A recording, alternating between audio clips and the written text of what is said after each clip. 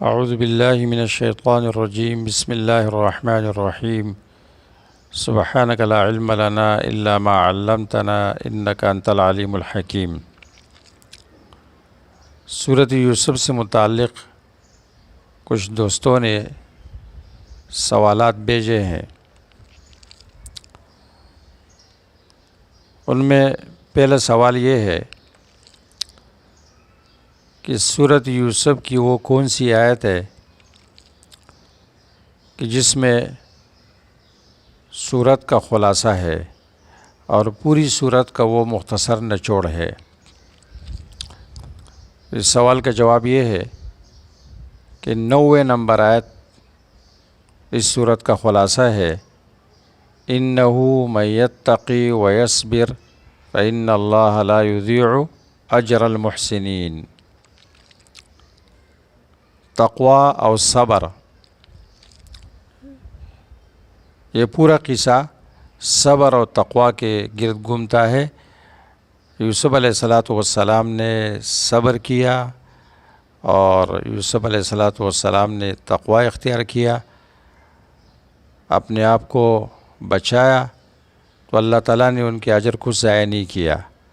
تو 90 نمبر آیت اس مکمل صورت کا خلاصہ ہے۔ انہو 90 نمبر آیت کا آخری حصہ، انہو من یتقی ویصبر فإن اللہ لا یضیع اجر المحسنین، صبر و تقوی، اور اس کا انجام بہت بہترین ہوتا ہے۔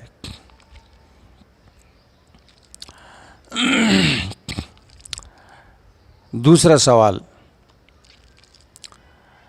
ایک نوجوان کے لیے سورۃ یوسف میں کیا تعلیم ہے؟ جواب، یوسف علیہ السلام ہر اس نوجوان کے لیے آئیڈیل اور رول ماڈل ہے کہ جن پر کوئی عورت، کوئی لڑکی ڈورے ڈالنے کی کوشش کرتی ہے اور اس کو اپنے جال میں پھنسانے کی کوشش کرتی ہے، تو جیسے یوسف علیہ السلام نے امرأۃ العزیز کے جواب میں یہ کہا تھا معاذ اللہ، تو وہ نوجوان بھی یہی کہے گا معاذ اللہ، اللہ کی پناہ۔ تو کوئی بھی لڑکی، عورت زلیخا والی کردار ادا کرے گی تو ایک نوجوان اور مرد وہ یوسف علیہ السلام کا کردار ادا کرے گا اور اس کے مطالبے کے جواب میں کہے گا معاذ اللہ۔ وراودته التي هو في بيتها عن نفسه وغلقت الابواب وقالت هيت لك، یہ اس کا مطالبہ تھا۔ تو یوسف علیہ السلام نے جواب میں فرمایا معاذ اللہ، معاذ اللہ۔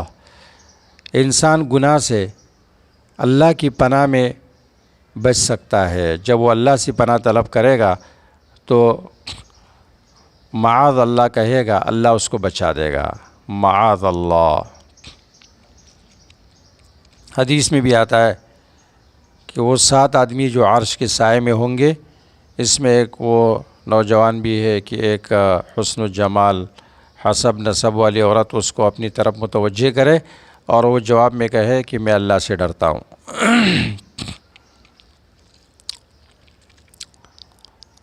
تیسرا سوال، یوسف علیہ السلام کا نکاح امرأۃ العزیز سے ہوا تھا، زلیخے سے ہوا تھا یا نہیں ہوا تھا؟ جواب، پہلی بات تو یہ ہے کہ اس عورت کا نام زلیخا نہ قرآن میں ہے نہ سنت میں ہے۔ قرآن کریم نے امرأۃ العزیز کا لفظ ذکر کیا ہے، عزیز کی بیوی، تو ہمیں وہی کہنا چاہیے۔ اس طرح یوسف علیہ السلام کا نکاح اس سے ہوا تھا یا نہیں ہوا تھا، اس بارے میں نہ قرآن کریم میں کچھ ہے اور نہ کسی صحیح حدیث میں ہے۔ اللہ تعالیٰ نے اس معاملے کو مبہم رکھا ہے۔ عبداللہ ابن عباس رضی اللہ عنہما جو رئیس المفسرین ترجمات القرآن ہے، انہوں نے ایک ضابطہ ایسا ذکر کیا ہے جس سے بہت سارے اشکالات ختم ہو جاتے ہیں فرماتے ہیں ابہمو ما ابہمہ اللہ، اس چیز کو مبہم رکھو جس کو اللہ نے مبہم رکھا ہے۔ اب اللہ تعالیٰ نے مکمل قصہ بیان کر لیا، اگر یہ بات کوئی ضروری ہوتی کہ یوسف علیہ السلام کا نکاح اس سے ہوا تھا یا نہیں ہوا تھا تو وہ بھی اللہ ذکر کر دیتے۔ اب اللہ نے اس کو مبہم رکھا ہے تو ہم اور آپ کو اس کے پیچھے نہیں پڑنا چاہیے۔ وہ تو ایک ایسا عورت تھی فاسقہ فاجرہ اور کافر بھی تھی، تو ایک پیغمبر کی نکاح میں ایسی عورت پھر کیسے آ سکتی ہے؟ یہ بات کہاں سے مشہور ہو گئی؟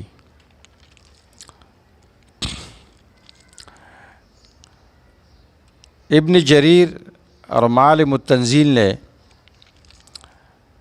سند کے ساتھ یہ بات لکھی، یعنی امرأۃ العزیز کا نام زلیخا کہاں سے مشہور ہوا اور ان کی نکاح کی بات ابن جریر اور معالم التنزیل نے ابتداءً سند کے ساتھ یہ بات لکھی، اور امرأۃ العزیز کا نام انہوں نے زلیخا بتایا۔ ان دو مفسرین نے یہ کام کیا۔ پھر انہی کی تقلید میں بہت سے علماء نے یہ بات لکھ دی، جبکہ یہ باتیں اسرائیلیات سے تعلق رکھتی ہے، اور اسرائیلیات کے بارے میں یہ ہے کہ لا تصدقوہم ولا تکذبوہم۔ اہل تحقیق نے اس کی تصدیق نہیں کی۔ تفسیر عثمانی میں شبیر احمد عثمانی رحمہ اللہ نے اس کو مشہور قول نقل فرما کر تحریر فرمایا کہ مشہور ہے، تحقیق سے یہ بات ثابت نہیں ہے۔ محدثین اس پر اعتماد نہیں کرتے ہیں، قرآن کریم اور صحیح احادیث سے بھی اس کی تصدیق نہیں ہوتی۔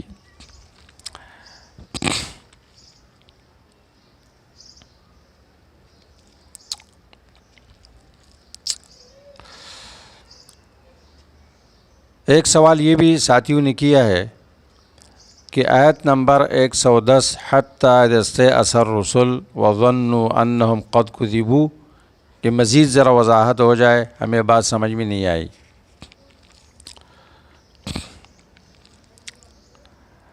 تو عرض یہ ہے کہ سب سے پہلے میں وہ حدیث بیان کروں گا کہ جس حدیث میں عروہ ابن زبیر رضی اللہ تعالیٰ عنہ جو حضرت عائشہ رضی اللہ عنہ کے بانجے تھے اور ان سے قرآن کریم کا علم حاصل کرتے تھے، تو انہوں نے جو سوال کیا عائشہ رضی اللہ عنہا نے جو اس کا جواب دیا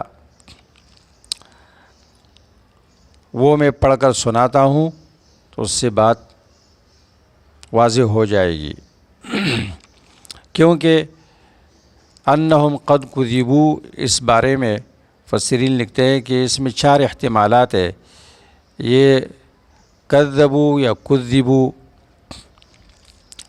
مشدد معروف یا مجہول ہے، کذبوا یا کذبوا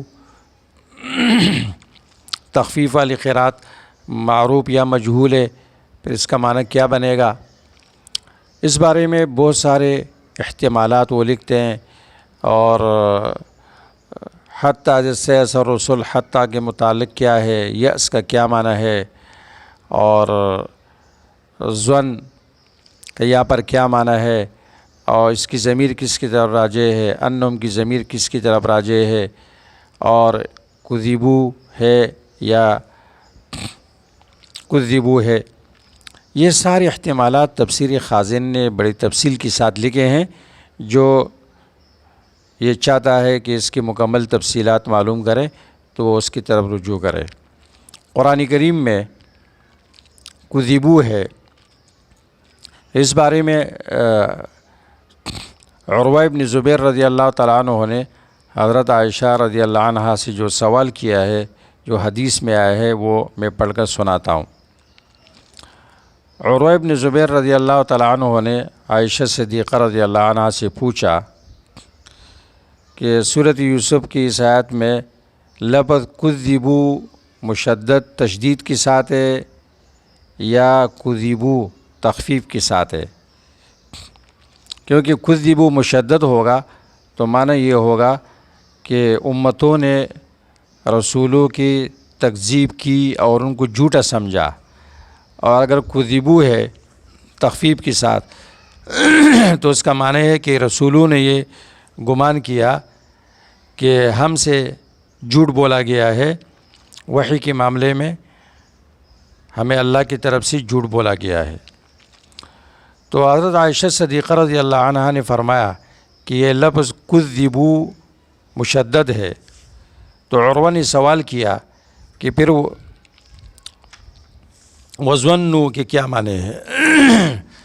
رسولوں کو تو یقین تھا کہ ہماری قوموں نے ہماری تکذیب کی ہے۔ تو عائشہ رضی اللہ عنہ نے فرمایا کہ اے عروہ، یہ بات تو ٹھیک ہے کہ رسولوں کو اس امر کا یقین تھا۔ تو ابھی عائشہ رضی اللہ عنہ اتنی بات کہہ چکی تھی، جواب پورا کرنے سے پہلے ہی حضرت عروہ نے بات کی بیچ میں، جواب کی بیچ میں وہ بول اٹھے کہ پھر کذبو ہوگا۔ تو عائشہ رضی اللہ عنہ نے فرمایا معاذ اللہ، رسولوں نے یہ گمان کہاں کیا، اور وہ کہاں یہ ظن کر سکتے تھے کہ اللہ نے ہم سے جھوٹ بولا ہے۔ پھر عروہ نے کہا کہ پھر اس آیت کا کیا معنی؟ تو عائشہ صدیقہ رضی اللہ عنہا نے فرمایا کہ مکذبین سے مراد یہاں اتباع الرسل ہے، انبیاء علیہ السلام کی متبعین جو پہلی ایمان لا چکے تھے اور تصدیق کر چکے تھے، پھر ان پر مصائب اور تکالیف بہت مدت رہی اور نصرت الہی نے تاخیر کی، یہاں تک کہ رسل علیہم السلام کفار مکذبین کی ایمان لانے سے نا امید ہو گئے، اور ان کو یہ گمان ہونے لگا کہ یہ مومن بھی ہماری تکذیب کر دیں گے۔ تب اللہ کی مدد آ گئی۔ تو یہاں سے یہ بات معلوم ہو گئی کہ ظنوا انہم قد کذبوا کی یہ معنی ہے کہ رسولوں نے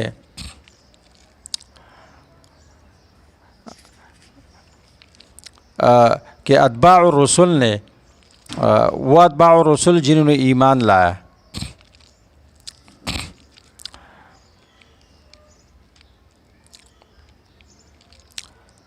اتباع الرسل الذین آمنوا معه قد کذبوا اے سیکذبوہم، اتباع الرسل جنہوں نے انبیاء علیہ السلام پر ایمان لایا تو انبیاء علیہ السلام کو یہ خدشہ ہوا کہ یہ ان کو جھٹلا دیں گے۔ تو کذبوا کا معنی سیکذبونہم یہاں ماضی بمعنی مضارع ہے، ماضی بمعنی مضارع، لیکن قرآن کریم میں تو کذبوا تخفیف والی قرات ہے۔ اس کا معنی مدارک نے یہ لکھا ہے کہ کذبوا کا نائب فاعل امم ہے، امتیں ہیں، رسل نہیں ہے۔